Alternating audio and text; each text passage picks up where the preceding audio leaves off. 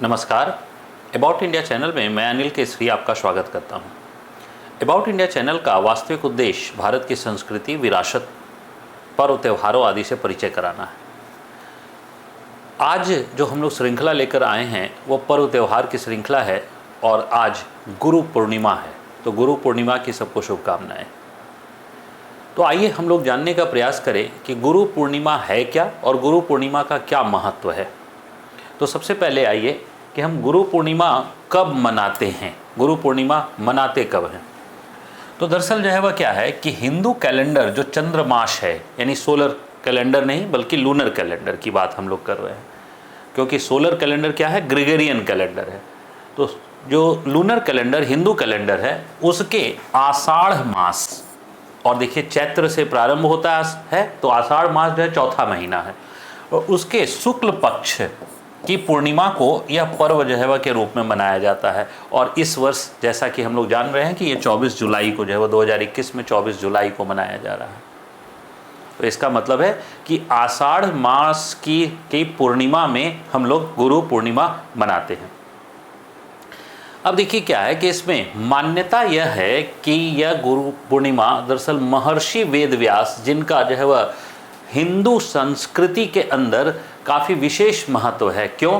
क्योंकि इन्होंने कई जो है हिंदू संस्कृति के कई एपिक बुक्स यानी धार्मिक ग्रंथों की रचना की। तो इनका जन्म जो है वह इनका जन्म दिवस है। अब यह जो जन्म दिवस है तो दरअसल क्यों वेद व्यास हमारे लिए महत्वपूर्ण है? तो वेद व्यास महाभारत के भी रचयिता हैं, भगवद गीता के भी, ब्रह्मसूत्र के भी और पुराण के भी, सब के जो है वह लेखक कौन है? तो हमें जो है वह मिलता है वेद व्यास। ठीक है, हमारी जो परंपरा है यानी हिंदू परंपरा, वह वेद व्यास को एक व्यक्ति के रूप में स्वीकार करती है। और इसका डिपिक्शन भी जो है वह आप लोगों ने देखा होगा कि एक व्यक्ति के रूप में डिपिक्शन जो है वह किया गया। जैसे महाभारत का जो सीरियल आया हमारे जो है वह टीवी वगैरह पर, तो उसमें डिपिक्शन किया गया कि ये एक व्यक्ति के तौर पर जो है वह थे। तो एक व्यक्ति के बारे में अगर आप सोचिए कि महाभारत की रचना जो आज हजारों साल पहले हुई और पुराण की रचना जो गुप्त साम्राज्य का काल में हुई 1600 ईस्वी, उनके बीच में भी तो जो है वह 1000 साल के से भी ज़्यादा का अंतर है। तो क्या ऐसे जो है वह कोई व्यक्ति जो है वह हो सकते हैं जो 1000 साल या 2000 साल तक जीवित रह सकते हैं? तो यह तो संभव ही नहीं है, यह तो संभव ही नहीं है। तो दरअसल फिर वेद व्यास क्या है? तो देखिए यहाँ एक नाम है कृष्ण द्वैपायन। दरअसल माना यह जाता है कि महाभारत के काल में जो महाभारत में वेद व्यास थे उनका वास्तविक नाम कृष्ण द्वैपायन था। तो कृष्ण द्वैपायन क्या है? एक ऋषि हैं, एक ऋषि हैं। और महाभारत काल की जो घटना है वो इतिहास की जो घटना है पुरातत्व के दृष्टिकोण से, यानी पुरातात्विक जो साक्ष्य है वह 950 बीसी के आसपास से मेल खाते हैं। और पुराणों की रचना मैंने बताया गुप्त काल। तो ऐसी स्थिति में जो है वह क्या है कि वेद व्यास जो है को हम यह भी स्वीकार कर सकते हैं कि दरअसल एक व्यक्ति नहीं है, बल्कि जो ऋषि मुनि वेदों के ज्ञाता हो जाते थे और खास करके चारों वेदों के ज्ञाता हो जाते थे, उन्हें वेद व्यास की उपाधि दी जाती थी। तो इसका मतलब है कि वेद व्यास एक उपाधि है और वेद व्यास की अपनी एक परंपरा है, यानी कई वेद व्यास हुए हमारे देश में। हमारे देश में कई वेद व्यास हुए, उनमें कृष्ण द्वैपायन का नाम जो है वह एक है, जिन्होंने महाभारत की रचना की। ऐसे ही गुप्त काल के दौरान पुराण भी जो है वह कोई ऐसा नहीं कि एक ही वर्ष में लिखा गया। पुराण की भी जो रचना हुई है वो सैकड़ों वर्षों में हुई है। इसका मतलब है अलग अलग ऋषि मुनि जो दरअसल चारों वेदों के ज्ञाता रहे होंगे, उन्होंने पुराणों की रचना की। तो ये ऐतिहासिक रूप से यह एक माना जा सकता है कि यह वेद व्यास क्या है? उपाधि है। लेकिन हम लोग परंपराओं में क्या मानते हैं कि वेद व्यास एक व्यक्ति हैं। अब देखिए बौद्ध परंपरा क्या कहती है। तो हम लोग ने कहा कि हिंदू परंपरा के अनुसार से जो है वह वेद व्यास का जन्म दिवस है और वेद व्यास को जो है वह सभी ग्रंथों की रचना किया था, इसलिए उन्होंने पूरे संसार को दरअसल जो है एक कहा जाए कि शिक्षा दी थी, और शिक्षा दी थी इसलिए वो गुरु थे, पूरे संसार के गुरु हैं। तो पूरे संसार के गुरु हैं, इसलिए उनके जन्म दिवस को जो है वो हम लोग गुरु पूर्णिमा के रूप में मनाते हैं, या हिंदू परंपरा। लेकिन बौद्ध परंपरा जो है वह क्या है? बौद्ध परंपरा कहती है कि सारनाथ जो वाराणसी के पास है, बुद्ध द्वारा जो है वह प्रथम शिक्षा जो है वह इसी दिन दी गई थी। तो प्रथम शिक्षा जो 5 शिष्यों को शिक्षा जो है वह बुद्ध के द्वारा दी गई थी, जिसे हम धर्म चक्र प्रवर्तन भी कहते हैं। तो इसका मतलब यह है कि दरअसल धर्म चक्र प्रवर्तन का जो शाब्दिक अर्थ होता है कि धर्म का जो चक्र है, यानी धर्म का पहिया इसी दिन से जो वह प्रारंभ हुआ घूमने का।